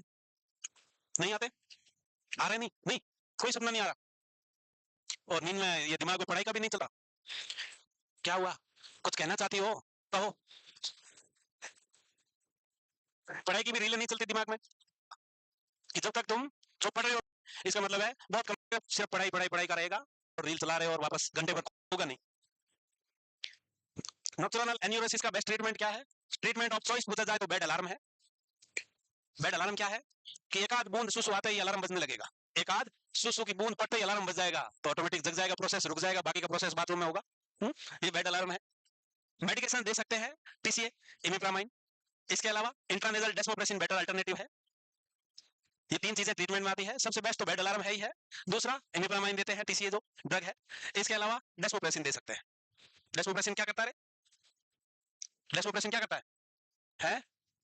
हाँ, डेस्मोप्रेसिन यूरिन आउटपुट डिक्रीज कर देता है, बाकी सारे मेजर्स, जनरल मेजर्स एनियोसिस को ट्रीट करने के लिए क्या करना है, क्योंकि मेनली बच्चों में ही होता है, तो टॉयलेट ट्रेनिंग एडिक्वेटली देनी है, लिक्विड बिल्कुल अवॉइड करना है बेड टाइम पे, और फ्रिक्वेंट बाथरूम के लिए ले जाना है, फिक्स कर लो हर 2 घंटे बाद उठा के बाथरूम ले जाओ, हर 2 घंटे बाद उठा के बाथरूम ले जाओ, तो धीरे धीरे और फिर धीरे धीरे ये ड्यूरेशन बढ़ाते जानी है, तो ब्लैडर ट्रेन हो जाएगा कि इतने घंटे तक नहीं जाना है। तो ट्रेनिंग सबकी जरूरी है, चाहे इंसान हो, बच्चा हो, जानवर हो, सबकी ट्रेनिंग बहुत जरूरी होती है। डॉग कैसे ट्रेन होते हैं, बिल्ली डॉग घर में पेट्स होते हैं ना, वो भी नहीं करते अंदर सुसु, अगर उनको ट्रेन किया हुआ है तो उनका फिक्स टाइम है, उनका फिक्स टाइमिंग सेट है, तो सब ट्रेन हो सकते हैं। तो तुम तो इंसान है भाई, तुम क्या हम भी, तो ट्रेन हो सकते हैं अच्छे से, वरना बेड का अलार्म लगाना पड़ेगा, नहीं तो सुधर जाओ तुम, सुधर जाना भाई है, आज लास्ट चांस है, वरना अलार्म लगेगा। चले जाओगे अपने आप टॉयलेट आज? शुद्ध हिंदी वर्ड में बोलते हैं ना, वो वर्ड बोल दूंगा मैं उसके लिए, हाँ? नजर चुरा रहे हो तो कोई गर्दन नीचे वो जो लास्ट, वरना वो होगा। अब कहो, इसको अंदर करने को इनको प्रोसेस कहेंगे भाई, ऐसा नहीं रात को उठ के वॉशरूम चला गया और वहां चुका पाऊंगा। अबे तुम वो गलत, तुम्हारा डर्टी माइंड बहुत हो यार तुम।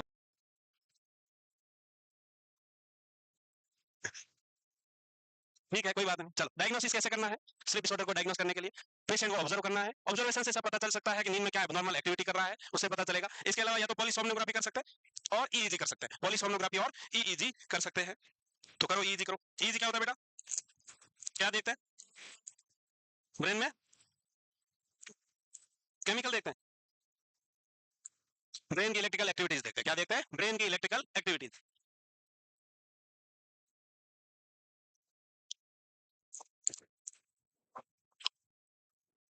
कई सालों बाद खाई, राहुल बचपन में खाई थी। हम्म, क्या कह रहे हो, एक ही थी बेटा खाली।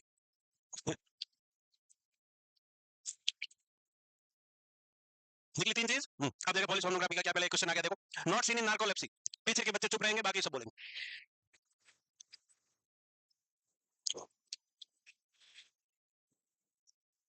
ये था, ये क्या होता है, स्ट्रॉन्ग अर्ज और डिजायर, ये पैरालाइज पड़ा हुआ है, बॉडी को मूव नहीं कर पा रहा है, ये क्या है, sudden sudden sudden loss of muscle tone, और ये क्या है कि patient constantly maintaining A position for long period of time, लंबे समय तक एक पोजीशन को मेंटेन करके रखना है।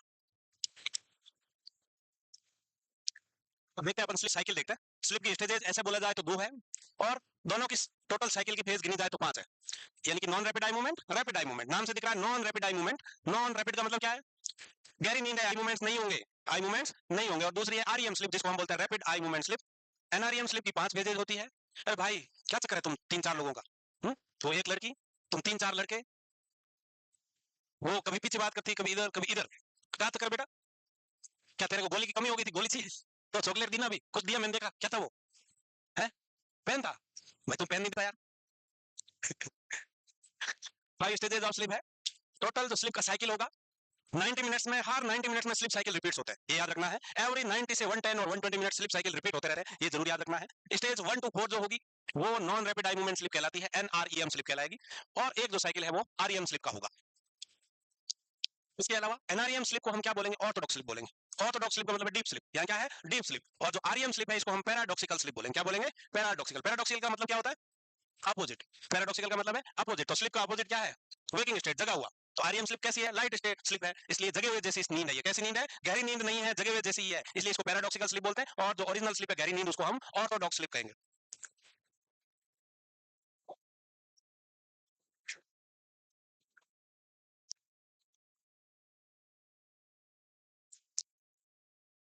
जिसको हम non rapid eye movement slip कहेंगे।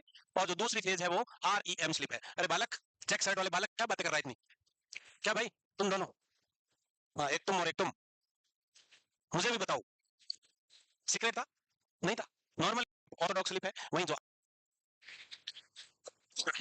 एनआरईएम गहरी नींद है, डीप स्लीप बोलते हैं, और इसको दूसरा नाम ऑर्थोडॉक्स स्लीप है। वहीं जो आरईएम स्लीप है, जिसको रैपिड आई मूवमेंट स्लीप बोलते हैं, ये स्टेट ऑफ लाइट स्लीप है, और इसको हम पैराडॉक्सिकल स्लीप कहेंगे। क्या कहेंगे, पैराडॉक्सिकल। एनआरईएम की 4 फेजेज है, एनआरईएम फेज 1 से लेके 4 तक। वहीं एक फेज आरईएम स्लीप की है, एक फेज किसकी है, आरईएम स्लीप की है। हो गया ना, हुआ ना, हुआ नहीं, हुआ नहीं, कैसे गिर गई है, शत्रुमुर्ग। स्लीप साइकिल देखो, पहली phase NREM slip. NREM sleep को हम एस स्लिप से नाम से जानते हैं। एस स्लिप या फिर सिंक्रोनाइज्ड स्लिप बोलेंगे, या फिर क्वाइट स्लिप बोलेंगे, या फिर ऑर्थोडॉक्स स्लिप बोलेंगे। एनआरईएम स्लिप के इतने सारे नाम, S sleep, synchronized sleep, quiet sleep और ऑर्थोडॉक्स स्लिप, इस नाम से जान सकते हैं। पहली जो स्टेज होगी, ये क्या स्टेज है? पहली स्टेज है, यहाँ जस्ट इंसान सोया ही है। अब सोया इसका मतलब सोते ही नींद आएगी नहीं, तो ये स्टेज लाइट स्लिप में रहेगा इंसान, where you drift in and out of sleep. नींद आ रही है, फिर बीच में जग रहा, आ रहा जा रहा है, आ रहा जा रहा है, नींद के बीच में खेल रहा है। Can be awaken easily. इस स्टेज में इंसान को आवाज देकर जगाए तो इजीली उठ सकता है, जग सकता है, और इसकी जो ड्यूरेशन है वो लगभग 5 मिनट की होती है। इस स्टेज में आई मूवमेंट्स धीरे धीरे स्लो होते जाएंगे, बट स्लोली माइल्ड मूवमेंट्स देखने को मिलेगा, और मसल्स बॉडी की सारी एक्टिविटी स्लो डाउन होनी स्टार्ट होगी, क्योंकि अब जस्ट जब लेटे ही हो, और जब लेटोगे तो बॉडी की सारी एक्टिविटी धीरे धीरे स्लो डाउन होगी रहेगी। तो यहाँ स्टार्टिंग ही है। ड्यूरिंग दिस स्टेज आप तो बेड पे लेटे लेटे ऐसे कभी सोचा है, या ऐसे फीलिंग आती है कि गिर रहे हैं, कहीं 5 मंजिल बिल्डिंग से गिर रहा हूं या बेड से गिर रहा हूं, तो ये फॉलिंग सेंसेशन कौन सी स्टेज में आती है? ऐसा क्वेश्चन आता है, तो आपको याद रखना है एनआरईएम की कौन सी स्टेज है। फर्स्ट स्टेज में फॉलिंग फ्रॉम हाइट और बेड सेंसेशन वाली किस में आएगी? NREM first. तो याद रख लेना इस स्टेज की सारी चीज, कि यहाँ जस्ट जाके लेटे ही हैं। अब लेटे हैं इसका मतलब है नींद आ रही है, जा रही है, आ रही है, जा रही है, गहरी नींद की तरफ बढ़ रहे हैं, इजीली जगाया जा सकता है। 5 मिनट की ड्यूरेशन है, और इस स्टेज में सिर्फ जो फीलिंग आती है वो फॉलिंग सेंसेशन फ्रॉम हाइट और बेड है। फॉलिंग सेंसेशन फ्रॉम हाइट और बेड, यहाँ बॉडी की सारी एक्टिविटीज धीरे धीरे स्लो डाउन होनी स्टार्ट होती है, like eye movement slow down, muscles activity body की डिक्रीज होगी। एनआरईएम को हम S sleep, synchronize sleep, quiet sleep, deep sleep और ऑर्थोडॉक्स स्लिप नाम से जानते हैं।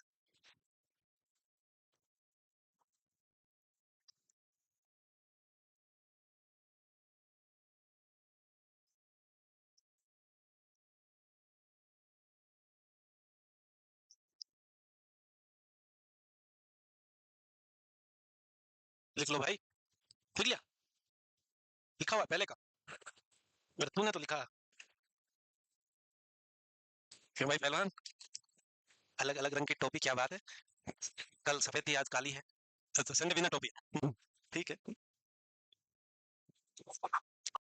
नॉन रैपिड में जो स्टेज फर्स्ट है, स्टेज फर्स्ट लाइट स्लिप है, जब क्योंकि अभी जाके सोए हो, गहरी नींद की तरफ बढ़ रहे हो, इजीली जगाए जा सकते हो, और ड्यूरेशन वेरी शॉर्ट है, 5 मिनट की है। और यहाँ इस फेज में इंसान इजीली जग भी सकता है, इसके साथ उसको फीलिंग आती है कि वो बेड से गिर रहा है या हाइट से गिर रहा है, फॉलिंग सेंसेशन फ्रॉम बेड और हाइट। इसके अलावा एनआरईएम स्लिप को हम synchronize sleep, S sleep, quiet sleep, deep sleep, paradoxical sorry orthodox sleep के नाम से जानते हैं। अब हो गया? अब हो गया। दूसरी फेज एनआरईएम की, यहाँ कंप्लीट कोई आई मूवमेंट्स नहीं होगा, इसकी ड्यूरेशन 40 मिनट है। यहाँ बॉडी का टेम्परेचर ड्रॉप होगा, हार्ट रेट स्लो डाउन होगी, बॉडी की पूरी मसल्स एक्टिविटी स्लो होगी। इसके अलावा ईईजी में अगर हम देखेंगे तो स्लिप के कॉम्प्लेक्स और स्लिप स्पिंडल्स देखने को मिलेगी। ये जो ब्रेन वेव है, ये कैसे देखने को मिलेगी कि स्लिप के कॉम्प्लेक्स और स्लिप स्पिंडल्स। के कॉम्प्लेक्स का मतलब है जो ब्रेन की इलेक्ट्रिकल वेव्स देखेंगे हम अगर ईईजी में, तो एक के जैसा कॉम्प्लेक्स बनेगा, और उसके बाद जो स्लिप स्पिंडल्स है वो रैपिड ब्रेन वेव का एक गुच्छा है, वो है स्लिप स्पिंडल्स। वो आगे फोटो दिखाऊंगा मैं, उस फोटो में समझ में आएगा। इसके अलावा ये जो स्टेज है स्लिप की सबसे बड़ी स्टेज है, सबसे बड़ी ड्यूरेशन की स्टेज है। दिस स्टेज अकाउंट 40 से 50% ऑफ टोटल स्लिप। तो सबसे ड्यूरेशन में बड़ी फेज कौन सी है स्लिप की अगर पूछा जाए तो वो है एनआरईएम फेज 2, एनआरईएम स्टेज 2। तो NREM stage 2 almost 40 to 50% of total sleep cover करती है। ब्रेन की जो वेव की बात करें तो स्लिप स्पिंडल्स और के कॉम्प्लेक्स देखने को मिलेगा, और ये स्टेज में धीरे धीरे गहरी नींद की तरफ बढ़ते हुए है। और जब गहरी नींद की तरफ बढ़ोगे तो बॉडी के सारे फंक्शंस डिक्रीज होंगे, तभी सो पाओगे। तो बॉडी का टेम्परेचर, मसल्स रिलैक्स होना स्टार्ट होगी, और हार्ट रेट, ब्रीदिंग सब स्लो डाउन होगी, हार्ट रेट, ब्रीदिंग सब स्लो डाउन होगी। ईईजी में के कॉम्प्लेक्स प्लस स्लिप स्पिंडल्स देखने को मिलेगा।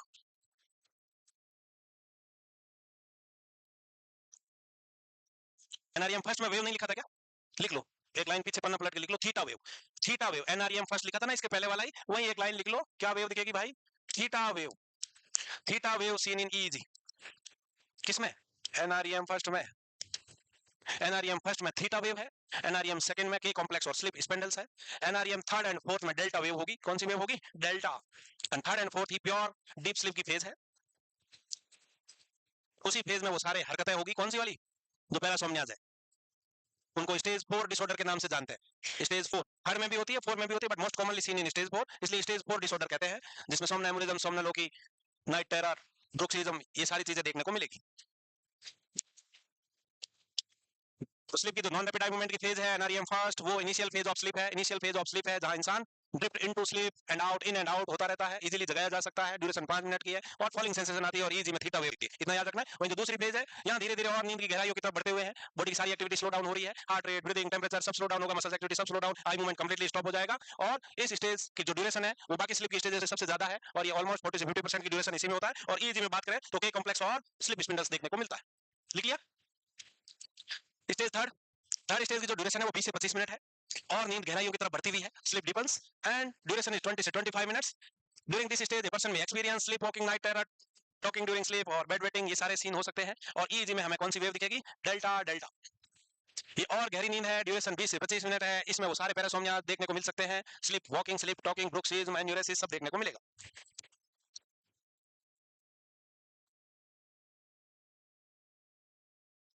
रखना है कि इंपॉर्टेंट उसमें क्या एक्टिविटी, ब्रेन की वेव याद रखने हैं, और इंपॉर्टेंट और याद क्या रखना है कि इंपॉर्टेंट उसमें क्या एक्टिविटीज हो रही है वो याद रखना है। जैसे एनआरईएम फर्स्ट में तो क्या था? फर्स्ट में था फॉलिंग सेंसेशन फ्रॉम बेड और हाइट, वो याद रखना है। ब्रेन की वेव याद रखना है थीटा। उसके बाद जो स्टेज सेकंड है वो लार्जेस्ट ड्यूरेशन वाली फेज है, ये याद रखना है। और ईजी में क्या देखने को मिलेगा? के कॉम्प्लेक्स और स्लिप स्पिंडल्स और के कॉम्प्लेक्स देखने को मिलेगा। वहीं जो स्टेज थर्ड है ये और गहराई की तरफ बढ़ने वाली ड्यूरेशन वाली स्लिप है, इसकी ड्यूरेशन 20 से 25 मिनट है। इसमें सारे अबनॉर्मल एक्टिविटीज वाली देखने को मिलेगी, स्लीप वॉकिंग हो सकता है, टॉकिंग हो सकता है, इसके अलावा ब्रुक्सिज्म हो सकता है, और क्या एन्यूरेसिस हो सकता है, ये सारी चीजें देखने को मिलेगी। और ईजी में हमें डेल्टा वेव देखने को मिलेगी। कौन सी? डेल्टा।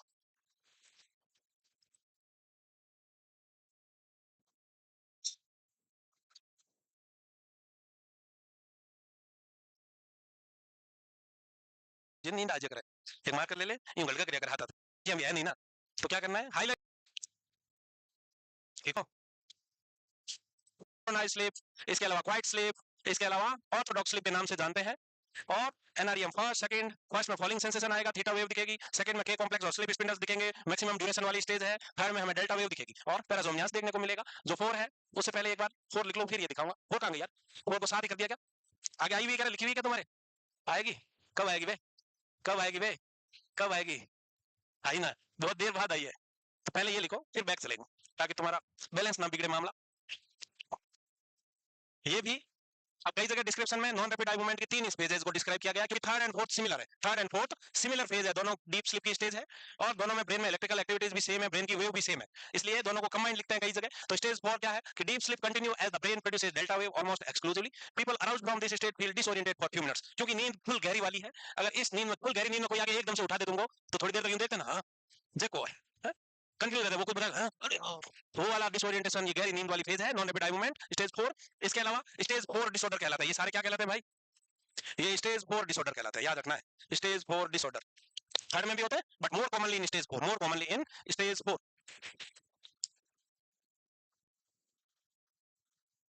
क्या खेला कर रहे हो रे?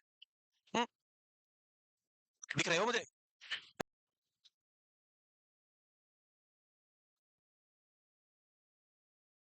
लड़का करना यानी कि यूं हाईलाइटर यूं यूं घिस लो।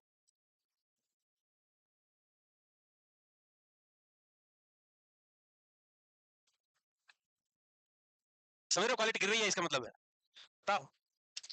सेम है डेल्टा वेव, और दोनों में ही वही एबनॉर्मल मूवमेंट वाले डिसऑर्डर्स है, चाहे ब्रुक्सिज्म हो, सोमनाम्बुलिज्म हो, सोमनोलॉकी हो, या फिर नॉक्टर्नल एन्यूरेसिस हो, ये सारी एक्टिविटीज मेनली स्टेज 4 डिसऑर्डर कहलाता है। In certain descriptions only 3 stage ही बताई गई है। वहां अगर पूछा जाए ऑप्शन में, अगर आपको तीन ही ऑप्शन दिए, अगर ये नाम देके पूछा हुआ है कि sleep talking seen in which stage of sleep, और ऑप्शन में only NREM stage first second third तक ही दिया, तो आपको थर्ड करना है। अगर फोर ऑप्शन में दे रखा है तो फोर करना है। क्या करना है? Four, more commonly seen in stage 4।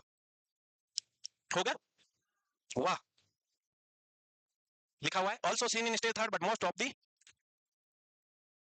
Stage 4, mainly stage 4 में देखने को मिलेगा, इसलिए इनको स्टेज 4 डिसऑर्डर कहते हैं। तो चारों स्टेज याद रखनी है। अब पीछे चलते हैं थोड़ा, वो कितने पीछे तेरे? जब थी कि also seen in stage third but most commonly seen in stage 4, ये थी। तो इतना क्या सर सर कर रहे हो? अब देखो भाई साहब, ये ड्यूरेशन स्लीप साइकिल से समझ सकते हो। एनआरईएम फर्स्ट जो स्टेज है वो 5% होती है, टोटल टोटल स्लीप का कितना परसेंटेज? 5% है। जो एनआरईएम सेकंड है वो आपको पहले लिखा था आपने 40 से 50%, तो एवरेज 45% है। स्टेज जो 3 है वो 12% है, और जो स्टेज 4 है वो 13% है। और जो आरईएम स्लिप आएगी आगे पढ़ेंगे अपन, वो 25% ऑफ ऑल स्लिप है। तो याद रखना, क्वेश्चन आया हुआ है कि ऑल स्लिप का कितना परसेंटेज स्लिप आरईएम स्लिप होता है, यानी कि रैपिड आई मूवमेंट स्लिप होगा, तो 25% है। कितना है? 25%। लार्जेस्ट ड्यूरेशन की phase NREM second, NREM second. गले में फंस गया कछो? कौन सा मैनुअल करते हैं जब गले में कुछ फंस, गले में क्या फंसता है? क्या? ताकि बच्चों को गले में ना फंसे। पानी है, पानी ज्यादा आता है। देखो भाई साहब, वेव देखो, तुमने लिख लिया है, फिर भी देखो एक बार कि इंसान जब जगा हुआ है और रिलैक्स है, रिलैक्स्ड और वेकफुल है, तो अल्फा वेव देखने को मिलेगी। कौन सी वेव देखने को मिलेगी? Alpha wave. ये वेव ईईजी में ऐसे ग्राफ निकलता है, जैसे हम ईसीजी करते हैं तो हार्ट के वेव निकलते हैं, ऐसे इलेक्ट्रिकल इंपल्स कैसे निकलते हैं, रिकॉर्ड होते हैं ग्राफिकल में, वैसे ही ये ईईजी का ग्राफ है। जो दूसरी स्टेज आ गई, अपनी पहली स्टेज आ गई एनआरईएम की, एनआरईएम की पहली फेज है, यहाँ कौन सी वेव बन रही है? थीटा वेव बोलते हैं। कौन सी वेव है? Theta wave. वहीं जो सेकंड स्टेज है उसमें आपको बताया है स्लिप स्पिंडल्स और के कॉम्प्लेक्स देखने को मिलेंगे। स्लिप स्पिंडल्स कुछ नहीं है, रैपिड ब्रेन वेव का गुच्छा है, और वो के कॉम्प्लेक्स है, लेटर के जैसा एक शेप में बनेगा। थर्ड एंड फोर्थ दोनों डीप स्लिप की स्टेज है, और डेल्टा वेव देखने को मिलेगी। क्या वेव मिलेगी? Delta wave. वहीं जो आरईएम स्लिप है, जगने वाली स्लिप है, इसको हम ड्रीमिंग स्लिप भी बोल सकते हैं, लाइट स्लिप भी बोल सकते हैं। ड्रीमिंग स्लिप और लाइट स्लिप याद रखना है कि which stage of sleep is known as dreaming sleep, इसको हम लाइट स्लिप बोलेंगे। और इसमें पहले बीटा वेव दिखेगी, फिर अल्फा वेव आ जाएगी, वो आरईएम में लिखेंगे आगे, आरईएम तुमने अभी लिखी नहीं है। इसके अलावा इंसान बिल्कुल अलर्ट है तो बीटा वेव है, रिलैक्स कर रहा है आंखें बंद कर रहे तो अल्फा वेव है। वहीं आरईएम स्लिप को आपको बताया है पैराडॉक्सिकल स्लिप बोलते हैं, और इसमें बीटा वेव दिखेगी, और जब पूरी तरह से जग जाएगा तो अल्फा वेव आ जाएगी। ठीक है, तो अभी ग्राफ का तुम जो सा करना है फोटो ले लो, लिखा हुआ है तुम्हारे, करना कुछ नहीं है इसका। अब बताओ जे का है क्या हुआ?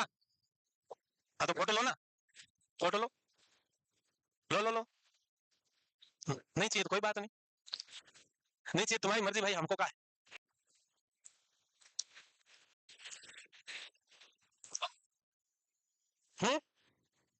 तुम्हारी तरह है।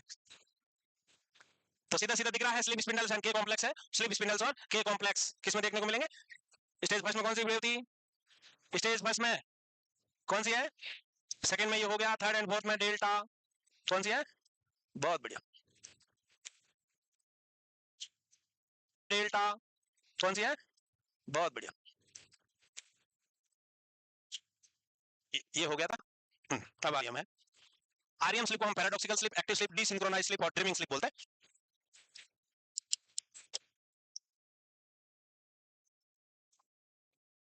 Brain wave mimic activity during the waking time. Brain wave कैसी है? जो जगे हुए जैसी है, जब इंसान जगा हुआ है वैसी ही ब्रेन वेव ईईजी में रिकॉर्ड होगी आरईएम स्लिप में। और आरईएम का मतलब है rapid eye movements. The eye remains closed but move rapidly from side to side, आंखें बंद है बट आई बॉल मूवमेंट होगा साइड टू साइड। इसकी जो ड्यूरेशन है 20 से 25 मिनट है। Dream which can be record are seen during REM sleep, याद रखना है जो सपने याद रहते हैं वो किस में देखने को मिलेगा? आरईएम स्लिप में। और ऐसे वाले ड्रीम के लिए जो दूसरा वर्ड यूज करते हैं क्या है वो? नाइटमेयर। और इसमें और हरकतें क्या होगी? तो penile erection, autonomic hyper activity seen during REM sleep. In male multiple times penis का इरेक्शन होना आरईएम स्लिप में देखने को मिलता है। इसके अलावा क्योंकि ये नींद से बाहर आ रहे हो तो सारे वापस बॉडी के जो भी फंक्शंस, फिजियोलॉजिकल फंक्शंस थे वो वापस नॉर्मलाइज होंगे, क्योंकि पहले कम थे अब सारे फंक्शंस बढ़ेंगे। तो ऑटोनॉमिक हाइपर एक्टिविटी देखने को मिल सकती है, जिसमें हार्ट रेट इंक्रीज होगी, रेस्पिरेटरी रेट इंक्रीज होगी, मसल्स एक्टिविटी इंक्रीज होगी, आई मूवमेंट्स होने लग गया है। ये सारी एक्टिविटीज हमको आरईएम स्लिप में देखने को मिलेगा। इसके अलावा ईजी में हमें पहले बीटा वेव दिखेगी, और जब इंसान धीरे धीरे हल्की नींद से ही पूरा बाहर आ जाएगा, जग जाएगा, तो वापस अल्फा वेव आ जाएगी। कौन सी वेव? अल्फा।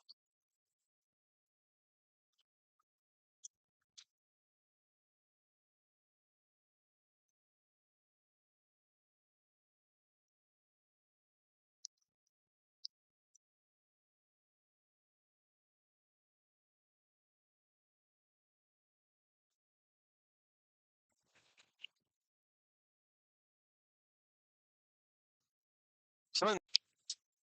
लड़कियां चिढ़ती, चलो तो इसको होगा क्या कि धीरे धीरे इंसान अभी जगे हुई अवस्था में था, अब गहरी नींद की तरफ जाएगा, तो इन एंड आउट, बेड लेते ही गहरी नींद नहीं आएगी, तो नींद में इन एंड आउट होगा। और ये शॉर्टर ड्यूरेशन है, 5 मिनट के लिए है। और इसमें फॉलिंग सेंसेशन फ्रॉम बेड और हाइट देखने को मिलता है, और इजी में हमें थीटा वेव देखने को मिलेगी। दूसरी जो फेज है एनआरईएम सेकंड फेज, यहाँ आप गहरी नींद की तरफ और बढ़ते हुए heart rate, respiratory, muscular activity, eye movement सब डिक्रीज होने लगेंगे, और ये हाईएस्ट ड्यूरेशन वाली स्लिप साइकिल की स्टेज है। और इसमें हमें स्लिप स्पिंडल्स एंड के कॉम्प्लेक्स देखने को मिलेगा। स्टेज थर्ड एंड फोर्थ दोनों डीप स्लीप की स्टेज है, और स्टेज थर्ड एंड फोर्थ में जो डिसऑर्डर्स होंगे वो होंगे सोमनोलॉजी, सोमनैम्बुलिज्म, ब्रुक्सिज्म और नॉक्टर्नल एन्यूरेसिस। और इसके अलावा पेवर्स नॉक्टर्नस देखने को मिल सकता है, और इनको सबको हम स्टेज 4 डिसऑर्डर कहते हैं, क्योंकि more commonly seen in stage 4 and minimally seen in stage 3। दोनों में हमें डेल्टा वेव देखने को मिलेगी। वही आरईएम स्लिप है, इसको हम पैराडॉक्सिकल स्लिप कहेंगे। लाइट स्लिप है, ड्रीमिंग स्लिप है, लाइट स्लिप और ड्रीमिंग स्लिप बोल सकते हो। यहाँ इंसान अब धीरे धीरे जग रहा है, ऑटोनॉमिक हाइपर एक्टिविटी देखने को मिल सकती है, मेल में पेनल इरेक्शन देखने को मिल सकता है। बस इतना याद रह जाएगा। ये है पॉलीसोमनोग्राफी। और पॉलीसोमनोग्राफी है क्या कि स्लिप की स्टडी को क्या कहते हैं, ऐसा एमसीक्यू कभी कभी आया हुआ है, तो उसको हम पॉलीसोमनोग्राफी बोलते हैं। एक नॉन इन्वेजिव प्रोसीजर है, मल्टीपल इलेक्ट्रोड्स लगाए जाते हैं, इलेक्ट्रोड्स लगा के मेजर किया जाता है, साथ में ब्रेन वेव देखेंगे, सैचुरेशन देखेंगे, हार्ट रेट देखेंगे, रेस्पिरेटरी रेट देखेंगे, आई मूवमेंट्स और लेग के मूवमेंट्स देखेंगे, लेग के मूवमेंट्स नोटिफाई होंगे। Monitor sleep stage and cycle to identify if or when sleep pattern are disturbed. There are 4 to sleep cycle, ये तो पता ही है तुमको। 6 से 8 घंटे की स्लिप में 4 से 6 स्लिप साइकिल होते हैं, और हर स्लिप साइकिल 90 मिनट का है। तो पॉलीसोमनोग्राफी स्टडी ऑफ स्लीप है। जब भी पेशेंट में स्लिप पैटर्न डिस्टर्ब हो, तब हमें मॉनिटर करना है। नॉन इन्वेजिव प्रोसीजर है, इलेक्ट्रोड्स लगाए जाएंगे, वाइटल मॉनिटरिंग की जाएगी, heart rate, respiratory rate, eye movements, leg movements, oxygen saturation, SpO2, और ब्रेन की वेव रिकॉर्ड होगी। और ब्रेन की वेव तुम लोगों को पता है, एनआरईएम फर्स्ट में थीटा वेव, एनआरईएम सेकंड में स्लीप कॉम्प्लेक्स के complex and sleep spindles, NREM third and fourth में हमें डेल्टा वेव, वहीं आरईएम में beta wave followed by alpha wave, followed by alpha wave. और वो सपने जो जगने के बाद याद रहते हैं, जिनको नाइट मेयर कहते हैं, ये आरईएम स्लीप में होंगे। और जो कवर्स नक्चरनस या नाइट टेरर है, वो सपने एनआरईएम में आते हैं। वो सपने याद नहीं रहेंगे, वो सपने जगने के बाद याद नहीं रहेंगे।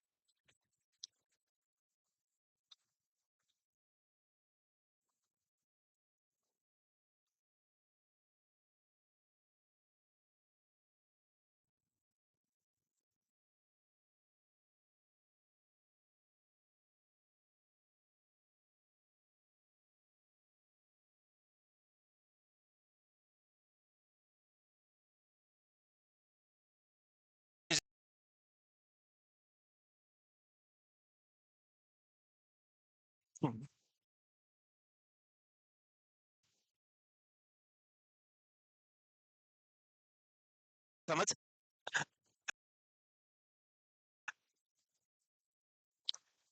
बचपन में नहीं पी क्या ऐसे गर्म करके जमाने में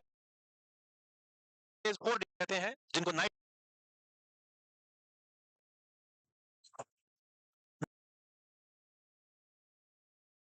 बचपन में नहीं पी क्या ऐसे गर्म करके, पुराने जमाने में खांसी की दवाई ववाई नहीं होती थी, तो रम विस्की जो होती थी, कहीं कोई घर में पीता है तो ठीक, नहीं पीता तो अड़ोसी पड़ोसी से भी मांग के लाके उसको तवे पे या मिट्टी के बर्तन में गर्म करके और एक ढक्कन पी ले और चुपचाप ओढ़ के सो जाओ, उसके बाद खांसी ठीक हो जाएगी।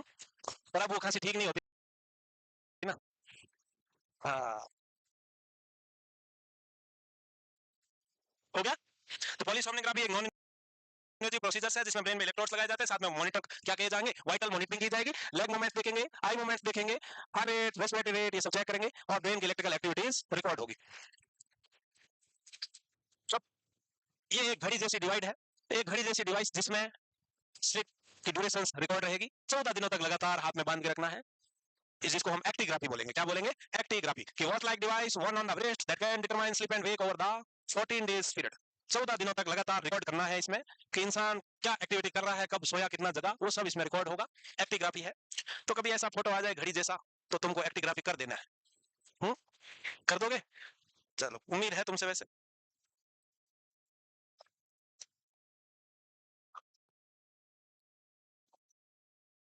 तो भाई जो उदास हताश मुझे हुए चेहरे, ब्लैंक एक्सप्रेशन वाले, मास्क लाइक फेशियल एक्सप्रेशन लेके बैठे हो ना, बेटा ऐसे मुंह लटका के बैठने से पढ़ाई नहीं आएगी। अगर समझ में नहीं आ रहा है, आके पूछो, 2-3 बार पढ़ो। ऐसे मुंह लटका के मेरे लिए नहीं होगा तो नहीं होगा।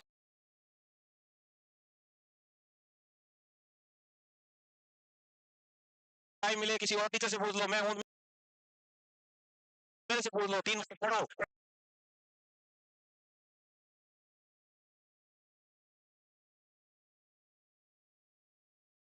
3 टपाक डम-डम नहीं रहे। और लाख रुपए तक पहुंचने के लिए तुमको वो आग चाहिए। वो आग लगा ले सीने में जब तक